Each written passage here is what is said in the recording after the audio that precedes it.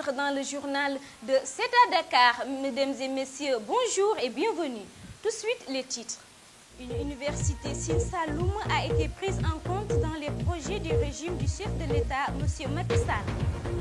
L'Alliance pour la République reçoit les 11 collectivités locales du département de Mbacké. Voilà, on ouvre cette principale édition avec l'actualité politique. Le président de la République du Sénégal, son Excellence M. Macky Sall, a annoncé la création d'une université Sine Saloum à Kaolack. Cette université va permettre aux nouveaux bacheliers de poursuivre leurs études supérieures dans leur localité. Est-ce que cela répondra aux besoins des nouveaux bacheliers de Kaolack? Allons voir ce qu'en pensent les Sénégalais au micro de Aïssatou Camara. Moi, je dirais que c'est une très bonne chose. Parce que nous, qui avons déjà vécu l'expérience de quitter les régions et venir à Dakar pour essayer de poursuivre nos études, nous savons de quoi vraiment il s'agit. Parce que ce n'est pas aussi évident d'un tic au tac venir comme ça à Dakar, même si on a des parents ici, parce que vous savez que ce ne sont pas tous les étudiants qui viennent à Dakar qui peuvent avoir un logement au niveau de l'université, ni aussi une bourse. Donc même s'il y a des parents, les conditions ne sont pas vraiment optimales. Donc il est beaucoup plus préférable pour un étudiant d'être chez lui dans des conditions idoines pour pouvoir persévérer au niveau des études.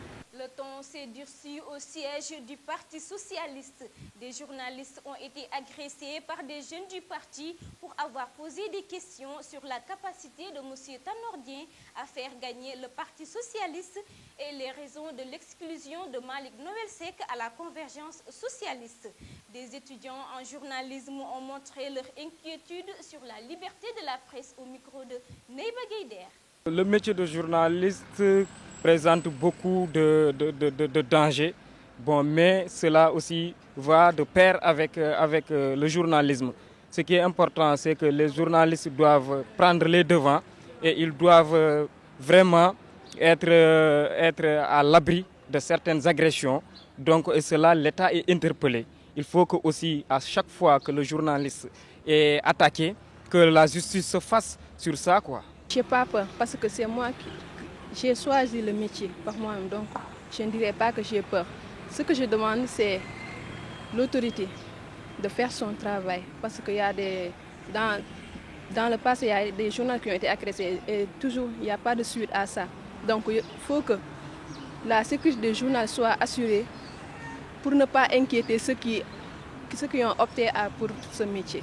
11 collectivités locales du département de Mbacké sur les 15 ont transhumé vers la coalition Benno Bokk Yakaar. Les actes de ce début de compagnonnage se sont concrétisés à Kaolack au cours d'une audience entre les présidents de ces localités et le chef de l'État, M. Macky Sall. Est-ce une bonne chose pour l'Alliance pour la République? Des Sénégalais ont tenté de donner leur point de vue au micro de Aïssatou Camara. Ça pourrait marcher, mais sur une échelle de 1 à 10, je pense que ce serait plutôt à 4%. Car l'histoire retiendra quand même que pour les partis politiques qui étaient là, ils n'ont pas pu réussir. Donc je me dis que ça risquerait d'être quand même un tout petit peu négatif pour l'APR. La plupart des transhumants sont là plutôt pour leurs intérêts. Et ça, c'est mon point de vue de manière objective. Pour l'APR, en tant que nouveau gouvernement, on aurait dû éviter ces gens. Parce que si l'objectif est de bien faire pour notre population ou bien de travailler pour notre démocratie, on pourrait accepter. Mais il est fort possible qu'on est en train de douter sur cette notion de transhumance, vu le comportement des acteurs mêmes. De toute façon, au Sénégal, comme on l'a défini, en général, ça s'axe au niveau des intérêts purement personnels, surtout en matière de politique. À présent, nous en venons au basket pour terminer cette principale édition. Les anciennes gloires de l'équipe nationale féminine ont montré le désaccord sur le choix des dirigeants du basket. Elles ont fustigé l'absence de certaines d'entre elles au sein des staffs des sélections nationales. Madame Larry Gueye, un des membres de la structure, a dénoncé le manque de considération et de respect face aux anciennes lionnes. Des amateurs du sport se sont prononcés au micro de Sadio Doucouré. Peut-être aujourd'hui, dans l'équipe nationale féminine, peut-être il y a des filles qui sont exclues peut-être qu'ils ne sont pas du même avis que les autres. Moi, aujourd'hui, je dirais que je ne suis pas aussi d'avis que la fédération puisse exclure ces filles parce qu'ils peuvent amener leurs pièces à l'édifice. C'est ça qui pourrait peut-être aujourd'hui donner un ouf de soulagement pour le football sénégalais. Je trouve que ce n'est pas normal. Parce que déjà, il y a un problème. Le problème de Tafa Gueye, ex-entraîneur de Lyon. Il y avait un problème avec la fédération, le président de la fédération. Ce n'est pas normal. Parce que nous, sur le basket, nous avons développé. Parce que nous avons beaucoup de choses. Il y a des anciens internationaux qui sont au sommet du basketball sénégalais. Comme Aya Pouy, Rokhaya Pouy, nous avons diriger le basket. Nous Moustapha Gueye. Mais si nous avons par exemple, nous avons politique parce que c'est du genre. Parce que le basket, pour nous avancer, il faut que les dirigeants aient l'amour du basket.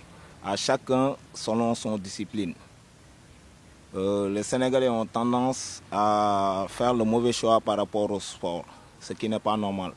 Et ça se prouve au niveau des résultats finaux. Donc il faut les intégrer dans l'équipe nationale pour qu'elles puissent donner leurs expériences aux jeunes sur le plan national comme sur le plan international. Voilà, c'est cette actualité sportive qui met fin à cette édition. Merci de nous avoir suivis. Excellent week-end à tous.